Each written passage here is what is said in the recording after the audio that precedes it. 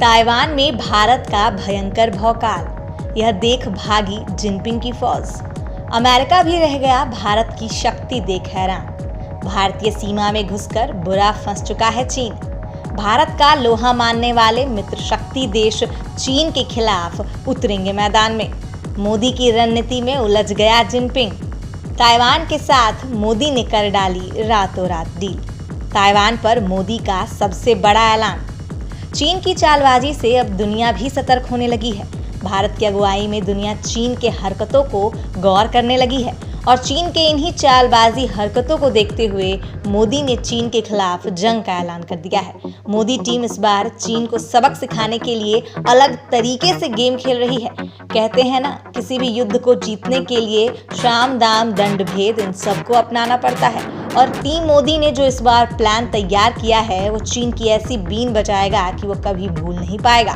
जी हाँ दोस्तों, इस बार टीम मोदी ने चीन पर बड़ी साइलेंटली वॉर करने के सारे प्रबंध कर रखे हैं। दोस्तों, मित्र शक्ति मिशन के तहत दुनिया के कई देश भारत का लोहा मान चुके हैं और भारत का साथ देने के लिए सामने खड़े हैं। ये चीन भले ही रूस के दिए S-400 मिसाइल सिस्टम की धौंस जमा ले या लद्दाख क्षेत्र में अपनी सेना की डिफेंस ट्रेनिंग की डींगे हाँक ले, इस बार उसे कोई नहीं बचा पाएगा, क्योंकि ड्रैगन की दांत तोड़ने के लिए भारत ने वो ऐलान किया है जो उसकी कमर तोड़ कर रख देगा।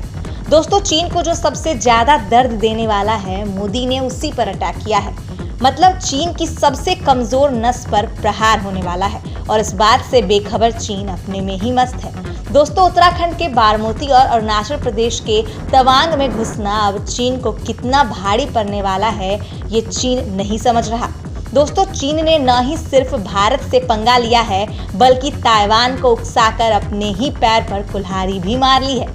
ताइवान चीन की वो कमजोर कड़ी है जिसे भारत अलग करने वाला है।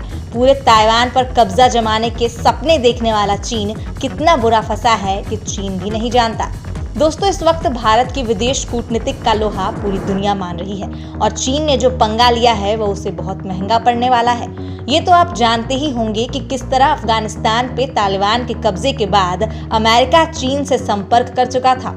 जो बाइडेन चीन के राष्ट्रपति को कॉल करके दोस्ती तक का ऑफर दे रहे थे, उसी अमेरिका को भारत ने अपनी जबरदस्त कूटनीतिक समझ से चीन के खिलाफ ला खड़ा किया है। अब दोस्तों, आपको हम वो बताने जा रहे हैं जिसे सुन बीजिंग में बैठा जिनपिंग घबरा जाए। भारत ने ताइवान के साथ मिलकर जो चीन के खिलाफ रणनीति तैयार की है, उससे चीन के होश उड़ जाएंगे।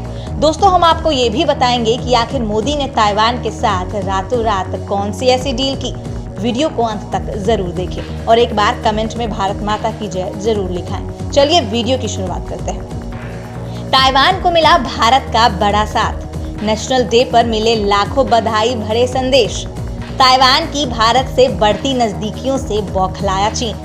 दोस्तों, 10 अक्टूबर को ताइवान ने अपना नेशनल डे मनाया। नेशनल डे पर भारतीयों के बधाई संदेशों की बाढ़ से चीन बौखलाया हुआ है। उसने बयान जारी कर कहा कि ऐसी सभी कोशिशें बेकार साबित होंगी। सिर्फ सोशल मीडिया ही नहीं, बल्कि नई दिल्ली में चीनी दूतावास के आसपास ताइवान के नेशनल डे वाले पोस्टर भी लगाए गए हैं। पिछले साल भी ऐसे पोस्टर लगवाए गए थे। इन पोस्टरों को लेकर चीन का सरकारी भोंपू ग्लोबल टाइम्स ने जमकर जहर भी उगला था।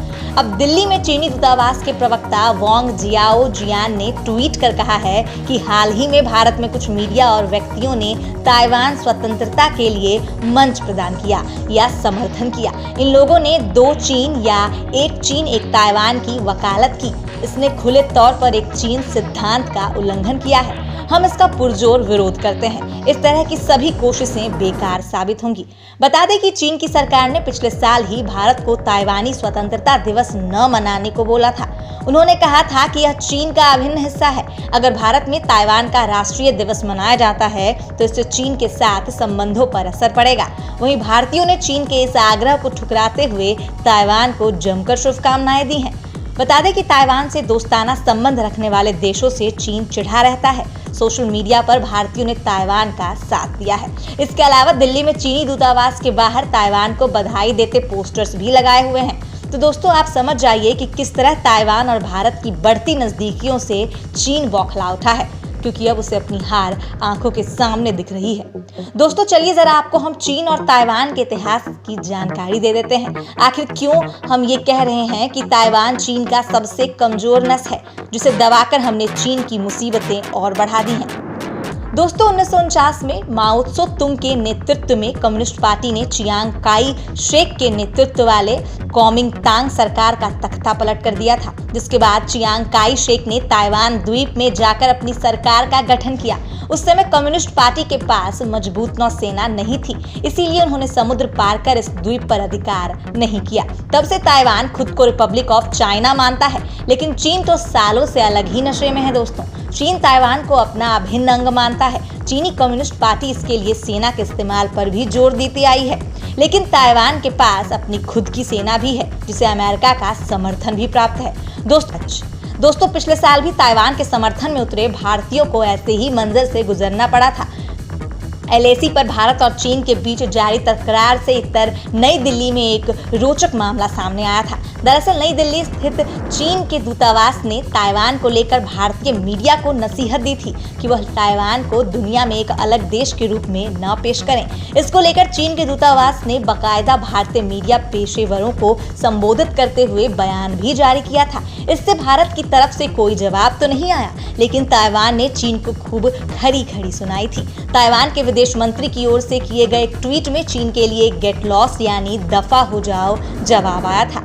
नई दिल्ली में चीनी दूतावास को वन चीनी पॉलिसी का पालन करना चाहिए। चीन के इस बयान से ताइवान तिलमिला गया था। इसके जवाब में वहां के विदेश मंत्रालय ने ट्वीट किया था कि इस धरती पर भारत सबसे बड़ा लोकतंत्र है, वहां स्वतंत्र प्रेस और आजादी पसंद लोग करते हैं। इसके आगे लिखा गया कि भारत में ताइवान के दोस्त चीन की इस नसीहत का एक ही जवाब देंगे, दफा हो जाओ। इस कार्यक्रम को लेकर देश के एक प्रमुख अखबार में पूरे पेज का विज्ञापन छपा था। इस कार्यक्रम को लेकर चीनी दूतावास परेशान हो गया था। उसने भारतीय मीडिया को नसीहत देते हुए बयान जारी किया था, जिसमें उसने भारतीय मीडिया से ताइवान को लेकर सरकार के आधिकारिक रुख का पालन करने को कहा था। उसने कहा था कि भारतीय मीडिया ताइवान को लेकर भारत सरकार की वन चाइना पॉलिसी को न तोड़े।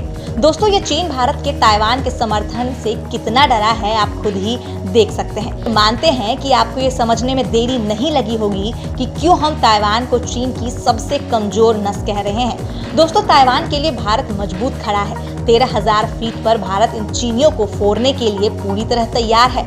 मोदी ने यह ऐलान कर दिया है कि वो ताइवान के साथ मिलकर अब चीन के छक्के छुड़ाएगा, और अब भारत के साथ तो आधी दुनिया है। दोस्तों चीन अब अपनी बर्बादी के दिन गिनने शुरू कर दे, वही अच्छा है। आज के वीडियो में बस इतना ही।